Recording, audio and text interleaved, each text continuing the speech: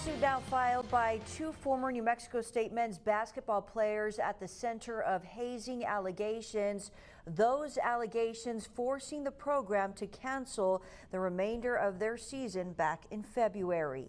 Thank you for joining us. I'm Natasha Paloma. I'm Andy Morgan. That lawsuit, which is 28 pages long, is providing new details on multiple alleged assaults by teammates of the two players filing the lawsuit, one of which allegedly taking place on a team bus on the way to UTEP before a game.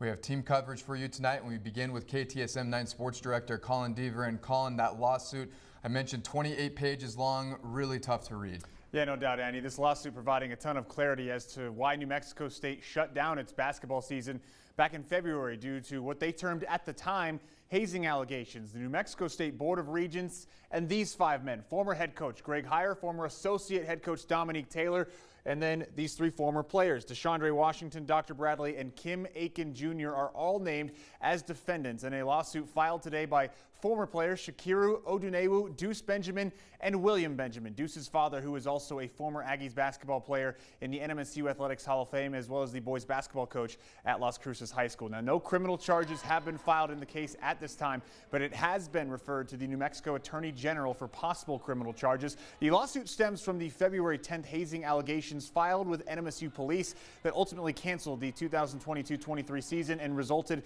in Heyer's firing back on February 14th. It's clear from this lawsuit that what happened is much more serious than hazing. There are allegations of sexual assault and rape against the three players, Aiken, Bradley, and Washington, and sheer negligence by the Aggies coaches Heyer and Taylor. For example, when Taylor was informed about one incident, he allegedly laughed and said, quote, "What do you want me to do?"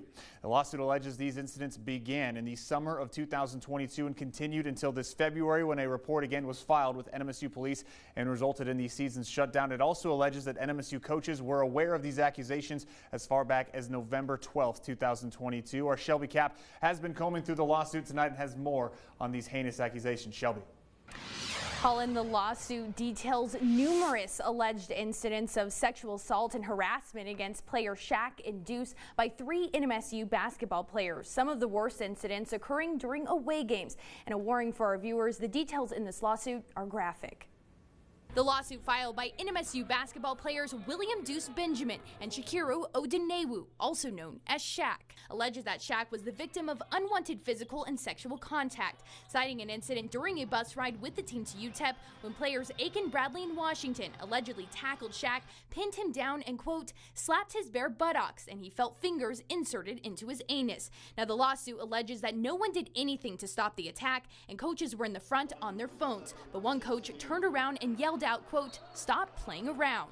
I think our lawsuit really outlines where we believe this school was deficient in handling this, where the coaching staff was deficient, and where we believe they both acted inappropriately and failed to act. The lawsuit alleging that from the summer of 2022 to February 2023, that there were multiple alleged incidents in the locker room that occurred that were of sexual nature against both Shaq and Deuce. The lawsuit also alleging that during an away game, Deuce was pulled into a hotel room where some players were with young women, alleging that Washington, quote, exposed Deuce's backside and forcefully grabbed his scrotum. The lawsuit says that Deuce's father noticed a change in his son, and when Deuce broke down and told him what happened, his dad reached out to Coach Heyer and the athletic director Mario Mocha, but the lawsuit says his calls were not returned.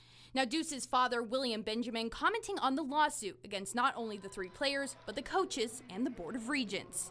You know, bring awareness to the importance of this thing not happening. You know, that's the goal, to let people know that, you know, the behavior wasn't right, and we just don't want to see something like this happen again to anybody. Now, that lawsuit saying that Coach Heyer and Taylor acted recklessly and with deliberate indifference and disregard for the safety of Deuce and Shaq, and that Shaq and Deuce were in constant fear of continued or even worse sexual batteries. Colin? Thank you, Shelby. And according to the suit, the coaching staff again emboldened and empowered Aiken, Bradley, and Washington by turning a blind eye to the alleged abuse. It also alleges that at least one other player and staff member were subjected to the same type of abuse by the three players. Additionally, the lawsuit says the coaching staff were aware of prior inappropriate behavior by Aiken against other students. Effectively, it paints a picture of negligence within the NMSU program, not unlike what former Chancellor Dan Arvizu described in February when he said the culture was infected. When asked if his perception of his alma mater had changed because of these incidents, this is what William Benjamin Sr. had to say. It's just disappointing. You know, it's just very disappointing that we have to talk about this and go through this. You know, I mean, that's really all I can say. Comment on that. It's just disappointing. They both acted inappropriately and failed to act. So had they handled it correctly, we very well may not be where we're at right now.